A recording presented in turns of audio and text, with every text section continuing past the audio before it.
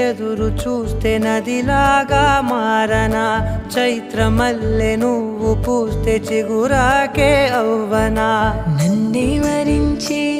యువరాజును అంట నీ యువ